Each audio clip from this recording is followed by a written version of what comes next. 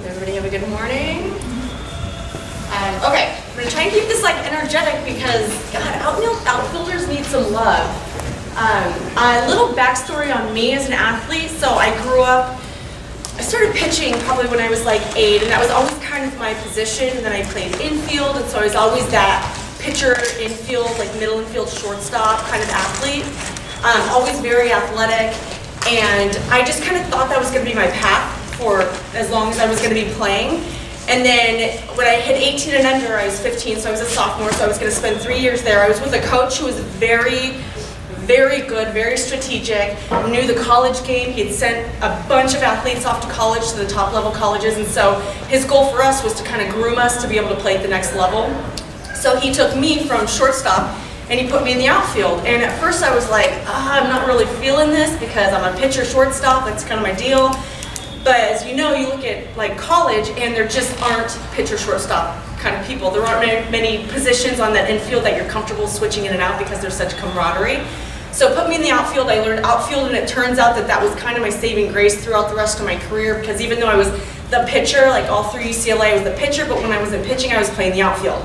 And that was really my way of staying in the game and being able to hit and contribute in that way. And then in 2000 I made the Olympic team as an alternate pitcher. So I was at the time 18, 19 when I made that team as a pitcher / utility. And then fast forward to the 2004 Olympic trials. I pitched all through college, but my senior year I got an injury in my forearm. So as I was recovering back from the injury in my forearm, pitching was the tryouts for the Olympics. And so I ended up having to try out as an outfielder / hitter. I made the team as an outfielder, and I was kind of a utility pitcher. So my roles flopped, and had I never really kind of embraced that role of outfielder, I most likely never would have even been on the Olympic team that year. So I'm really grateful that my coaches made that change, and that I took it seriously, because it's really hard as an athlete when you want to be involved in everything and to take outfielding seriously and to get the girls, and I know I'm going to be talking to the girls hopefully later about outfield and base running and things like that, but getting them to understand how important their role is and embrace it and be engaged in it. And then also getting your infielders to be a little bit involved in outfield also. I think that's in this presentation also. But if they do want to play at the next level, or I know you as a coach, when you have an athlete, say you have a shortstop, and you've already got 2 girls at shortstop, but that girl says, well, I can play outfield also, that just makes her that much more valuable. And then if she can hit on top of it, you're going to find a place for her to play. So just giving them the tools, especially in the outfield, giving them that versatility is really key.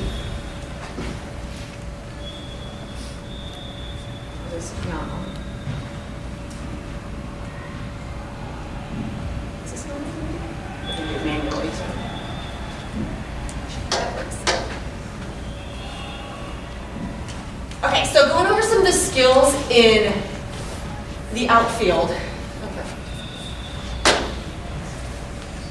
that we need to tackle. I went over a lot of this in practice planning yesterday, but throwing in outfielders, well, I'll go over this list really quick. Throwing, the fielding ground balls, the different ways and methods to do that, fielding the fly balls, drop steps, angles, all these things that are involved in outfielding that are skill specific, but then also general positioning, the communication aspects, backup responsibilities, all that mental stuff that goes into being a really effective and a really good outfielder are key for you to tackle early on in the season, and then to just keep revisiting throughout the season, and to make them know that this stuff is really, really important. Outside of the skill stuff, a lot of that is what's going to make them really, really good. So throwing, I mentioned it yesterday, the most underemphasized but most important skill in our game. We don't work on it enough. In practice, we tell our girls, do your warm-up, go play catch, and then we're going to get right into it. And so we talked about the social aspect too yesterday. What do they do when they're playing catch? They're talking to their partner behind them, balls are flying everywhere, nobody's taking it seriously. Are you warm? Are you good? Yeah, I'm okay, then we're good. And they kind of go in, but nobody really takes it seriously. So again, when I was 18U, my coach, before we even started practice, I talked last night about that 38-page pamphlet when we sat down and we just thumbed through rules and procedures and policies and expectations and standards. And one thing was, you will never play catch without a striped ball. So we had buckets of striped balls. And all it was, and I know people sell striped balls, we would take electrical tape. So I'm like that blower of, blower of gimmicks, but electrical tape. Sharpies are hard to draw straight lines. But just get that electrical tape, it wraps really nicely, it stays on the ball, you can create a nice straight line, put it on the four seams. Every day you play catch with this strike ball. And you're gonna look really crummy at it at first, but after a while, you're gonna start getting that immediate feedback. You get it every single time, and if they are at all in tune with their skill, they're gonna start to get frustrated that they can't get that line to spin straight, and they're gonna start making adjustments on their own. And then they're gonna kind of start competing with each other to it in a healthy way, obviously, to get that ball to throw, to that strike to spin straight. Especially for your outfielders. Your infielders also, obviously, if you're throwing from third base or shortstop deep in the hole or even close, as a first baseman, what's the crappiest thing when you're receiving a ball? Is when you've got that downspin or where they can't throw it accurately and you're having to adjust to and come off the base to receive errant throws. A lot of that is purely having to do with spin. So if we could teach spin on the ball right off the bat, we're going to solve a ton of our error problems. So correct spin creates that straighter, longer flight path. We talked about that from the outfield.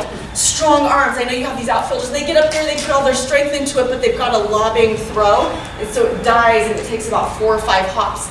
If they would even let up on their motion, not try to throw it as hard, but get that nice straight four-seam spin in a super easy motion, they would get a longer flight path and a truer hop to the catcher.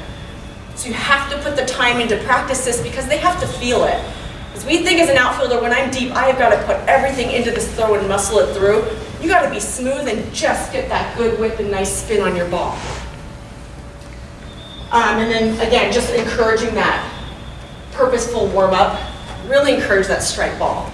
So throwing drills, because I love throwing drills. And on the national team, we threw so much. And if you throw a ton, you can either hurt yourself or you get a good mechanics and you can really strengthen your arm. If you do it right, you will not hurt your arm. We would throw probably, I'm guessing, 150 to 200 throws at least a couple of times a week from the outfield. We go in right field and we would just run through these drills from right field for 5 minutes. Right field throwing to third base, just working on nice long hops. And we'd all move over to center field, going home, so we'd throw it home. And then we'd move over to third and then, I'll mix that. Left field and we'd throw to second. We would just recreate all these throws over and over again, bucket after bucket after bucket, drill after drill after drill, just getting that muscle memory down in our arm. But if you're loose, it doesn't do anything. We always think if you throw too much, my arm is sore. We're having a lot of athletes get really sore arms because they don't have proper mechanics. And then they try to fix it by throwing harder and that actually hurts them more. So we really have to enforce proper throwing mechanics. So long toss, I love long toss because it really, if you do it correctly, it forces you to straighten out that arm, get that right spin, and lengthen it out, which is the whole purpose. You're working on underloading your arm, trying to throw it long, high, far, as long and high and far as you can, and keep stepping back, so have them inch back. That's something you can incorporate into your practices at the beginning, so as a part of their throwing routine. Maybe if you have, I've never been one to do the short little wrist flip kind of stuff, but you can have them start at like a short distance, you know, do like a little bit of a cradle thing, and then just have them slowly work back to a long toss. Have them do that a couple, especially your outfielders. Pair up your outfielders. I highly recommend when you're throwing, pair up the positions. So, I mean, if you can, middles, then corners, outfielders together. If you kind of have a smaller team, you could do just infielders together, outfielders together, but that way they can test and work each other out, so you don't have a third baseman or a second baseman with this kind of a throw, trying to throw with your center fielder who really needs to air it out. Because then they kind of compromise and nobody gets the work that they need to get in. So long toss, hop, hop, hop is one of my favorites, just because it works on that weight transfer. So if I'm in right field or whatever field I'm in and my target's the wall, four-seam grip, make sure that they always get that same grip. Okay, and all you're gonna do is they can start in like kind of a scarecrow position or in a cradle position. They're gonna hop, hop, hop, and then separate and throw.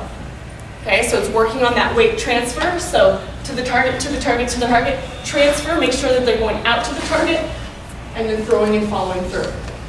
Over and over, make sure that they get those nice long one hops into their target. So you could do this as a part of your practice and put the infielders at their bases, have them receive, or you could just put a bow net up and you could do this as a part of a PPF where you don't even have to be involved.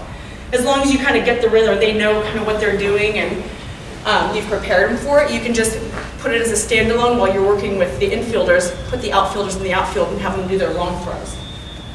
So the hop, hop, hop, the cradle, crow hop. So you're gonna get, if you're a right-handed thrower, balance on your left leg. So all you're gonna do is kind of like a flamingo kind of a motion or a cradle kind of a motion, drive to your target, and then go. So it's kind of mimicking a ground ball. So fielding that ground ball or fielding that shoelace catch, up, driving, and then down. So it's working on driving that back foot, that back heel to your target, and then using a nice long open to release. Always make sure they're following through. A lot of the injuries that they start to complain about in their arm are from lack of follow through, so it's that muscle where they come here and they retract it instead of releasing it. So make sure that they have a nice long release. I always get hot. Does anybody have any questions up to this point? With any of the drills? Okay. So there's a lot of other ones that you can do with throwing drills. Those are a couple of my favorites. One other one that we do is like a crossover. So targets this way again, and you would kind of cross here and go. So it's just reinforcing stay loose, stay long, and then go to your target. That's more of a coordination thing. So a lot of girls have a problem with that because they want to do different things. So you can do either like shuffle to the throw, so it works on your weight transfer also, or you could do cross the legs, cross the arms, and go, but that's probably a little bit more advanced. And then use the targets as your athletes or the nets. Does anybody have any questions on throwing? So I could talk all day on throwing because I think it's so important. So I would probably start, if you have an opportunity at the beginning of your season to really tackle throwing and make sure they know that it's not just you warming up your arm. We're gonna do it with a purpose this time. Do it with the strike balls if possible. I really love it. You'll see a huge difference. Even if you just say for a whole month, we're gonna try this out, get your girls to buy into it, just so you could start to see, okay? And it also gives you a teaching point also, like without having to over teach the spin, like no, your spin is not right. Do you see that? I ask my girls all this time, in pitching especially, do you see the spin on the ball? No, you don't see the spin on the ball because I see it so clearly, you probably see it so clearly. Sometimes they don't know to look for it. So with the stripe, with that black stripe on the ball, it gives them that immediate feedback and then they start to self-correct. Okay, fielding. Drop steps. Drop step is really just getting back efficiently and quickly. So I know and we used to do this all the time, we over-teach sometimes like what we think it's supposed to be. And even as an instructor, I've been doing clinics and instructing kids and teaching like this for a really long time. And as an outfielder doing it, we used to always teach like open the leg and drive the knee, right? But it's just not, it's not what we do in a game, right? Because then I try to think, well, when I'm in the outfield and that ball's hit over my head, I'm not opening my leg and driving. That's just not how quick I can get back. So really, you do what you would do if somebody, a dog or whatever you're afraid of, started chasing you. So you kind of do like an open and a jab step to get yourself in a sprinter's position as quickly as possible. So if I'm an outfielder and I'm ready, and I'm jabbing, all I'm trying to do is get my body turned as quick as possible. So you do have to drive that knee, but trying to teach like an open and go is just a little unrealistic when you're in game-like speed. Okay, so it's really going to be like more of a jab, step, and go. So like a little stutter, step, and go. I don't know if everybody can see my feet, but it's really just getting back. So you could do a ton of drills that are fun and different and get them on the ground and get them up and moving. I know you probably do this with a lot of the younger girls. We probably don't do it with the older girls as much as we should. So things like put them on the ground. I don't know if you guys have done this before, but put them on the ground. And then when you say go, they just have to get up and go. So that really emphasizes that push off. So here, line them all up. And you don't even have to do it with a ball. But I would do it with them with their gloves on just so they're used to this. So up and then go. But make sure they're going straight back. So it gets them used to not floating and then that ball going over their head. And obviously if you're doing it with a bunch of girls in line, you don't want them to crash into each other. Ground balls and fly balls. So there's a couple of different ways to field ground balls when you're teaching. The same foot, same foot, glove. and then opposite. A lot of times when girls think they field glove foot at the same time, they're actually coming through to doing the opposite. I prefer the opposite, and the reason is when I'm fielding a ground ball, if I'm running and I'm going same foot with my glove, I have to do a little bit of a stutter step, and I tend to slow down and break down a little bit too much to be able to secure the ball. And then I only have that one step to get up and go. So I usually end up breaking down and then coming more straight up. Instead of if I go opposite foot with my glove, then I'm coming through in a more natural running position, and I'm giving myself an extra step, half step, to regain my momentum and continue through to my target. Okay, so if I'm going opposite, I'm here, coming through, and then I'm coming through. So I would just teach them long, then if you have to stutter, it's a less of a stutter, but more of an explosion through the ball. Dude, I am out of shape. All right, so this is a different kind of workout, right? So in like reality, when we're fielding ground balls, you want to go quick to the setup, and then you have to break down to make sure that you're not going to run through the ball.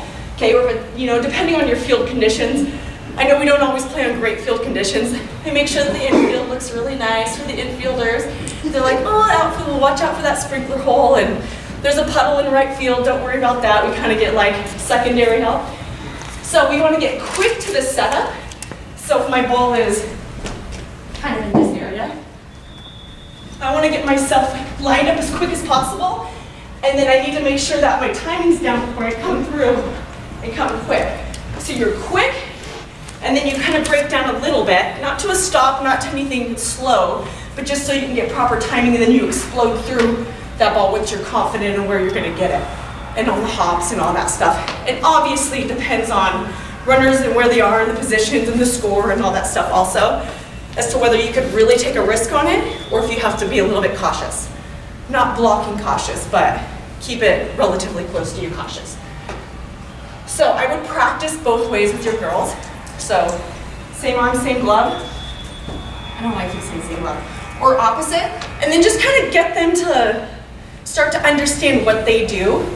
Make them try different, and I think you would realize that a lot of them actually do the same thing, just a little bit different rhythm and a little bit different timing of it. But they'll get more momentum and a lot more power on their throw if they do opposite, or if they stay long and smooth through it. I put excellence in fielding fly balls because sometimes we get a little bit lackadaisical with it, right? Like it's a fly ball. We don't take it seriously, especially when we're doing drills. The coach throws it and we kind of like catch it, and then we run to the back of the line, or this one, I messed up on this one, I'm gonna go. We don't take it seriously because we just say, oh, well, I can catch a fly ball, it's not that big of a deal. But how many times have you seen a girl kind of float, misjudge it, not take it seriously, all of a sudden it's a couple steps behind her, or it even bounces in and out? It's just because we don't practice being purposeful and being consistent with our catching of fly balls in practice every time. So whenever you're doing fly balls, whether you're just throwing them, whether you're doing tennis balls, whatever it is that you're doing fly balls, just make sure that they are doing the proper fielding. So glove just over the throwing shoulder so they can come through into a better transition. Do it in like your PPFs also. Even when they're doing it to each other, they can throw themselves fly balls and just work on getting set up and then come through nice and easy. But as much as you can when they're fielding fly balls, encourage them to get into a throwing position. So if they're actually going to throw it, it's going to look a little more game speed. But if you're just doing drills, just have them catch it and nice and easy come through to that throwing position. Just so they get used to getting, because rarely, unless there's 2 outs obviously, are they just going to catch it and run in. There's usually going to be something that they have to be aware of. So if there's a runner anywhere, even if there's no threat for them to go, they're never going to really just kind of come in here. They're always going to have to make that transfer. So just make that a part of what they do every time they field a fly ball. And then taking good angles. There's so many drills and different things that you can do that we'll go over in a second that help outfielders take good angles, and something that we need to work on, not straight angling or L-ing and all that stuff. So anybody have any questions so far on like fielding mechanics stuff or?